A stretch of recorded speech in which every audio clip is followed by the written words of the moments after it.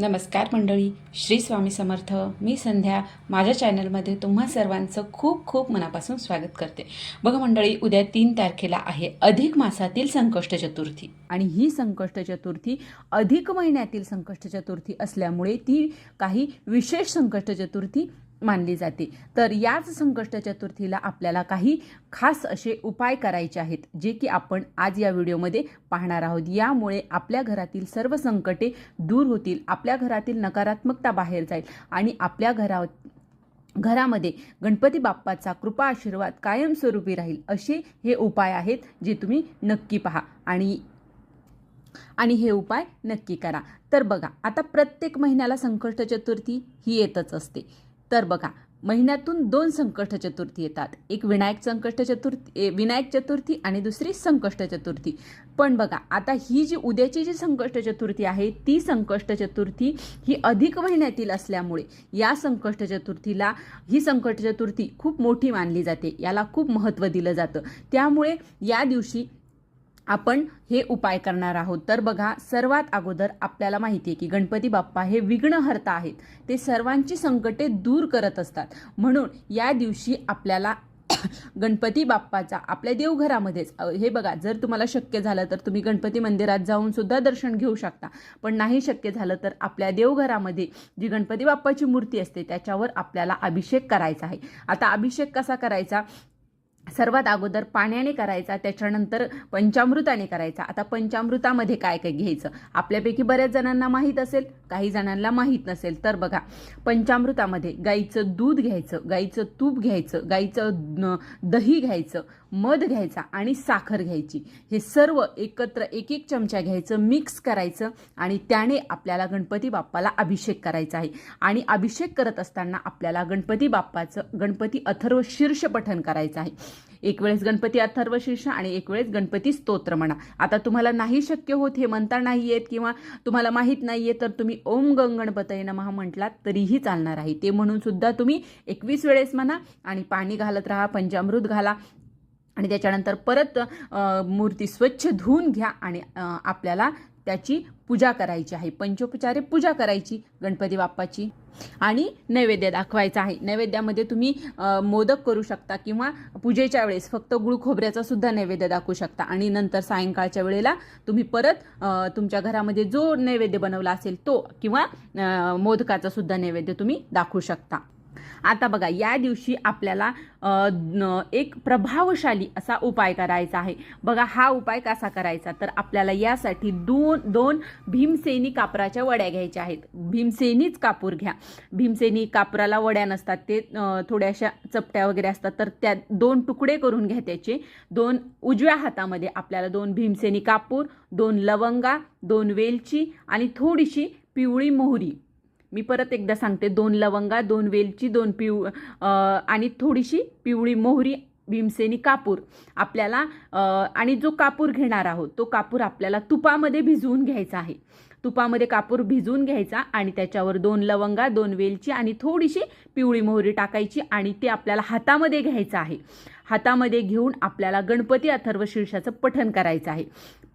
आता तुम्हाला नाही होत तर तुम्ही ओम गणपतये नमः 21 वेळेस म्हणा.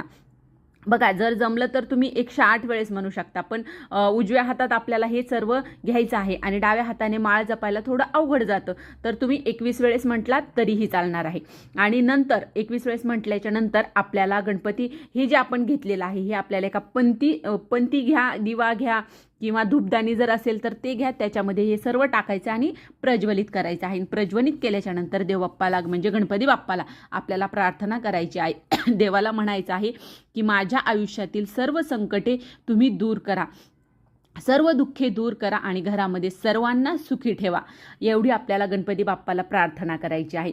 दुसरा उपाय म्हणजे बघा, आपल्याला परत हे बघा, आता मी जे काही उपाय सांगणार आहे त्यापैकी तुम्हाला जेवढे शक्य होतील तेवढे करा, नाहीतर सर्व केले तरीही चालणार आहे. तर बघा, आता आपल्याला काय करायचं आहे? प्रत्येक आईला बघा असं वाटत असतं की माझ्या मुलाने खूप मोठं व्हावं, खूप शिकावं, त्याला सर्व काही यावं आणि त्यासाठी ती आयुष्यभर झटत असते.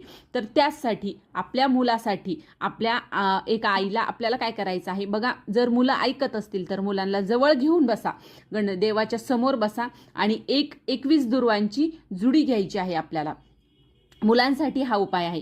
तर 21 दुर्वांची जुडी घ्या आणि ती जुडी आपल्याला हातामध्ये घ्यायची आहे आणि गणपती अथर्व शीर्ष म्हणायचं आहे. आता समजा तुम्हाला गणपती अथर्व शीर्ष येत नाही तर तुम्ही यूट्यूबला सुद्धा लावून देऊ शकता. आता बघा, जर तुमची लहान मुलं आहेत ती बसतात, पण कधी कधी बघा मोठी मुलं ऐकत नाही, ती जर नसतील बसत तर आईने केला तरीही चालेल. पण जर मुलं जर ऐकत असतील तर त्यांना जवळ बसवा आणि त्यांना म्हणायला लावा, तुमच्या पाठीमागे म्हणायला लावा आणि म्हणल्याच्या नंतर गणपती अथर्व शीर्ष झाल्याच्या नंतर ती जुडी तुम्हाला 21 दुर्वांची जुडी तुम्हाला गणपती बाप्पाला अर्पण करायची आहे. बघा, यामुळे मुलामध्ये इतका छान प्रकारे मुलांमध्ये फरक जाणवेल तुम्हाला. ते सर्व तुमचं ऐकायला लागतील, त्यांना त्यांच्या बुद्धीमध्ये सुद्धा फरक जाणवायला लागेल. इतका प्रभावशाली. फक्त एक जर तुम्हाला शक्य झालं तर त्याच्यासोबत तुम्ही जास्वंदाचं लाल फूल सुद्धा अर्पण करू शकता, पण नाही तर कमीत कमी दुर्वा तरी तुम्हाला 21 दुर्वा गणपती अथर्व शीर्ष घेऊन मुलाच्या हातूनच तुम्हाला ह्या गणपती बाप्पाला अर्पण करायचे आहेत. दुसरं म्हणजे बघा, आपल्याला काय करायचं आहे, अखंड अक्षदा असतात आपल्या सगळ्यांच्या घरामध्ये, त्या थोड्याशा हळद कुंकू लावून थोड्याशा रंगीत करायच्या आणि त्या 11 अक्षदा घ्यायच्या. मोजून डाव्या हातामध्ये 11 अक्षदा घ्यायच्या आणि या अक्षदा आपल्याला गणपती बाप्पाला जेव्हा आपण लाल फूल अर्पण करायचं पूजा वगैरे झाल्याच्या नंतर, आणि एक अक्षदा आपल्याला गणपती बाप्पाला ओम गणपतये नमः. बघा, आता हाच गणपती बाप्पाचा मंत्र नाही, तुम्हाला जो कुठला गणपती बाप्पाचा ओम विघ्नहर्ताय नमः, ओम विघ्नेशाय नमः, जो कुठला तुम्हाला मंत्र येतोय तो मंत्र तुम्ही म्हणत ती एक दुर्वा हातात घ्यायची, ओम गणपतये नमः म्हणायचं, गणपती बाप्पाला अर्पण करायची. अशा प्रकारे आपल्याला 11 वेळेस गणपती बाप्पाला ह्या 11 अक्षदा आपल्याला व्हायच्या आहेत.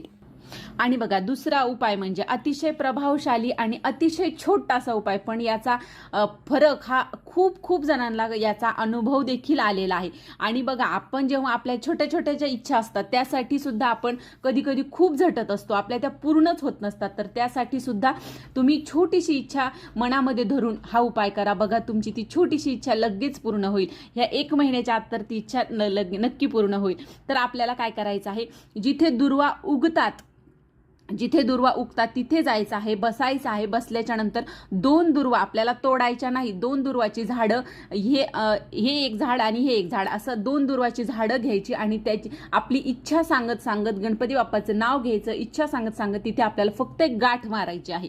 फक्त आपल्याला एवढं करायचं आहे. बघा, काहीच वेळ लागणार नाही, पण तुमची छोट्या ज्या इच्छा असतात ना, त्या इच्छा लगेच तुमच्या पूर्ण होतील. त्यामुळे तुम्ही एवढ्या वेळेस या संकट चतुर्थीला हा उपाय करून बघा. तुम्ही प्रत्येक संकट चतुर्थीला हा उपाय नक्की करा. इतका प्रभावशाली हा उपाय आहे. तर हे काही उपाय होते. हे संकट चतुर्थीची सेवा मला तुमच्यापर्यंत पोहोचवायची होती. तर कसा वाटला व्हिडिओ नक्की कमेंट करून सांगा. आणि जर व्हिडिओ आवडला असेल तर आपल्या चॅनलला लाईक करा, जास्तीत जास्त लोकांपर्यंत हा व्हिडिओ शेअर करा आणि आपल्या चॅनलला सबस्क्राईब करा. श्री स्वामी समर्थ.